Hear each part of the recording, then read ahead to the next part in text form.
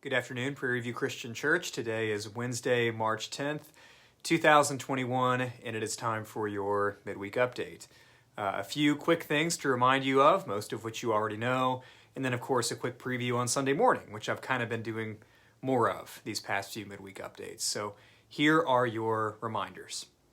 Number one, it's Wednesday, so keep an eye out for the weekly devotion. It was my turn to write that this week. And then also keep an eye out for Nancy's email. That will have everything you need for the day. That will have the link to the midweek devotion. That will have the link to this video if you haven't seen it through some other means. That will also have the link to our RSVP page for this coming Sunday, March 14th. So keep an eye out for your Wednesday email from Nancy. That will be coming soon. And please be sure to RSVP for Sunday morning. Now, before Sunday morning comes around, we do have our men's breakfast this week, Friday at 7 a.m. here at the church. We're still sitting in the lobby.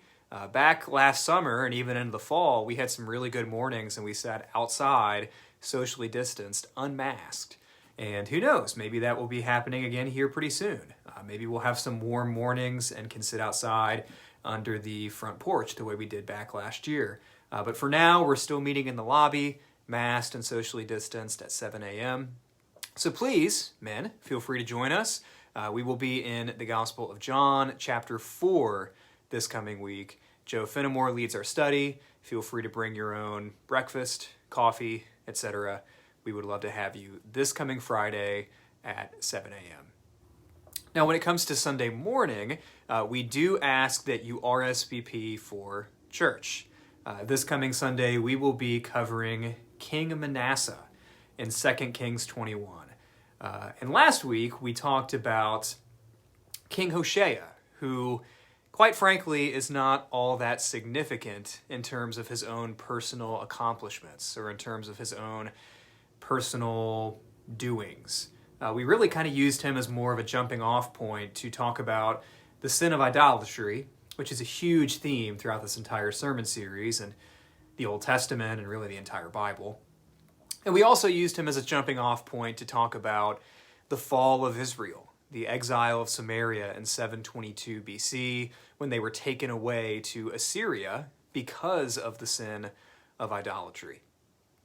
So last week, Hoshea was kind of just a jumping off point.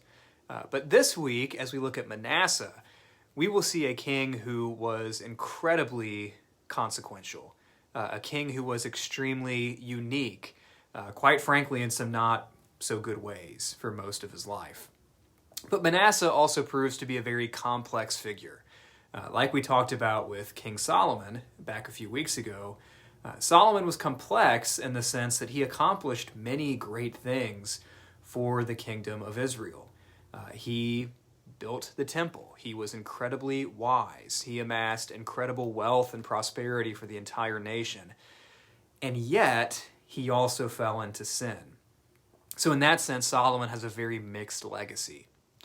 And what we'll see with Manasseh is a somewhat similar phenomenon, where we have a very complex, conflicted man in King Manasseh. If you only look at 2 Kings chapter 21, you won't really see the conflict. You won't really see any complexity there. He's just straight up awful. But there's another passage to look at that gives us a fuller picture for the complex and conflicted man that King Manasseh truly was. So we hope you'll join us on Sunday, March 14th, RSVP if you plan to be here.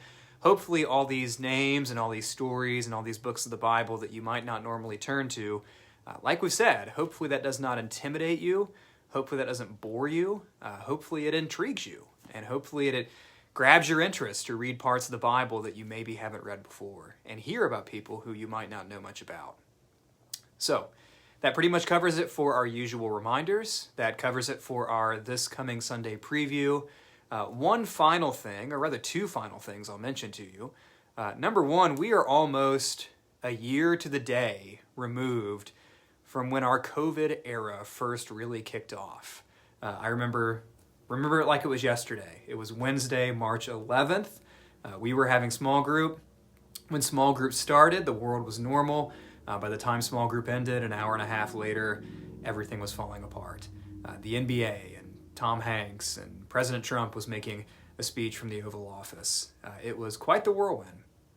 But here we are, 1 year later, and as I look back on that, one of the first church events that got axed because of COVID, the first thing to fall outside of Sunday morning, was our March Madness Bracket Challenge. That's something that we always do here at Prairie View.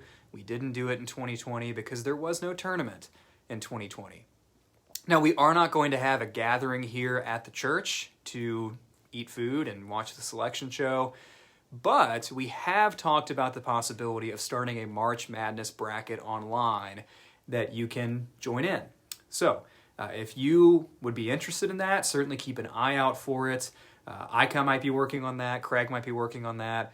We'll figure it out one way or another, but we hope to have that up and running before the tournament starts next week. It won't be the same as 2019, but it's better than 2020. It's better than nothing at all. And then lastly, one final event to add to your calendar, I mentioned it briefly last week, is a blood drive on Tuesday, April 6th.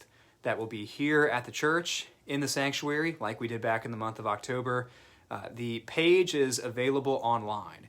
So if you go to our Facebook page, we'll start including it in our weekly emails. You can click that link, quickly get signed up for the blood drive on Tuesday, April 6th. It's a good way to serve our communities, a good way to serve our neighbors in a time that it's hard to do that.